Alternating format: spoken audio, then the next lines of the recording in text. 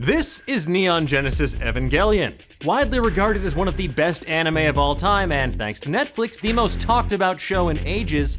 This psychological drama is what happens when you mix giant robots, philosophical ruminations, and deep-seated depression with a truly wild imagination. It's responsible for some of the more insufferable anime fans since, well, let's face it, we're all pretty insufferable. But what do you watch after its mind-bending madness comes to an end?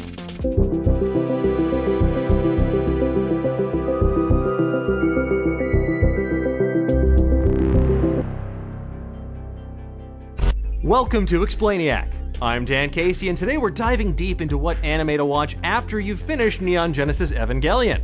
You know, in case you didn't incur enough psychic damage already. So if you want more shows about teens in crisis, teens piloting giant robots, teens facing the end of the world, teens grappling with complex philosophical quandaries, or even things not involving teens that evoke a particular sense of dread, then you're in luck.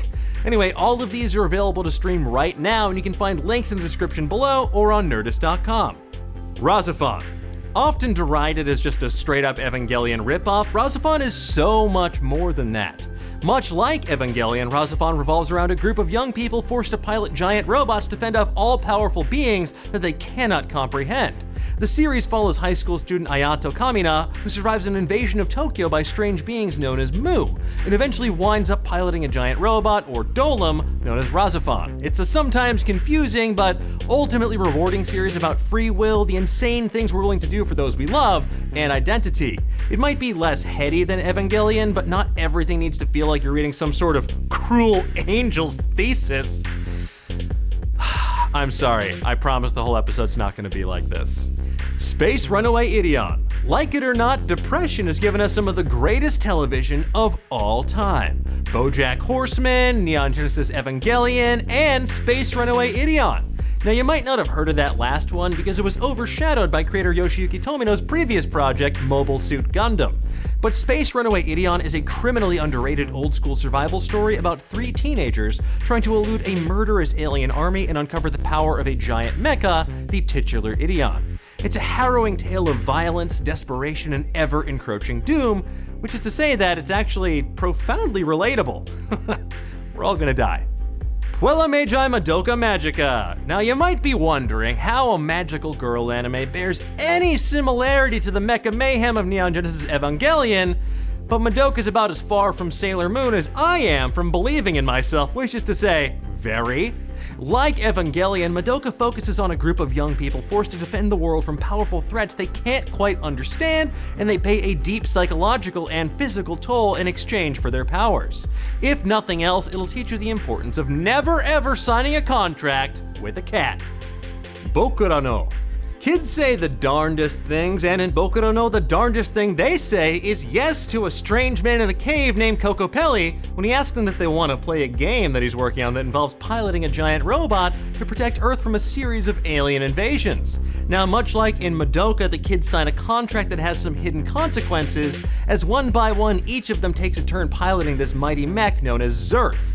And much like in Evangelion, things don't exactly go well for our heroes. And this is exactly why I make a policy of never entering caves, especially where some dude named after a mythological figure is having a one-man LAN party. And I know that's rich, considering my previous show, but hey, people can change. Trigun. Set on a lawless desert planet that humanity has colonized after leaving Earth behind, Trigun tells the story of Vash the Stampede, a pacifist gunslinger who can't help but cause a whirlwind of destruction wherever he goes. What feels like an over-the-top shonen adventure series, though, is hiding a thoughtful rumination on the morality of violence and several deep-seated existential crises as we learn more about Vash and his brother's sordid past. If nothing else, Trigun's worth watching for its truly bonkers names, like Legato Blue Summer, Mid-Valley the Horn Freak, and my personal favorite, Millions Knives. Plus, this will also make you crave donuts on a truly spiritual level. Kare Kano, or His and Her Circumstances. Rather than putting teens in massive mech suits, this time director Hideaki Anno puts teens into the swirling eddy of hormones and uncertainty that is high school.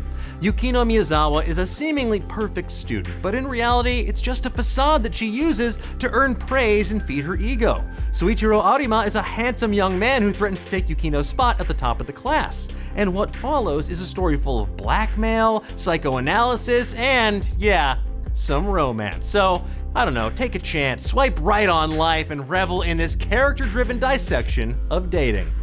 Serial Experiments Lain. Have you ever gotten an email that straight up changed your life? And no, I'm not talking about one from like a Nigerian prince or your coworker Aaron who's just discovering Vine like 2 years too late. I'm talking about an email from beyond the grave. That's exactly what happens to introverted 14-year-old Lain Iwakura. She gets an email from her classmate Chisa Yamoda after Chisa seemingly took her own life. The email claims that she left her meaty human form behind to ascend to a new form of existence in a virtual world known as the Wired. Like Evangelion, this is a profoundly trippy, endlessly dissectable show that takes our notion of identity and reality and then vivisects it right in front of us. If you have a deeply odd itch to scratch, well, this is your best bet. Elfin Lead.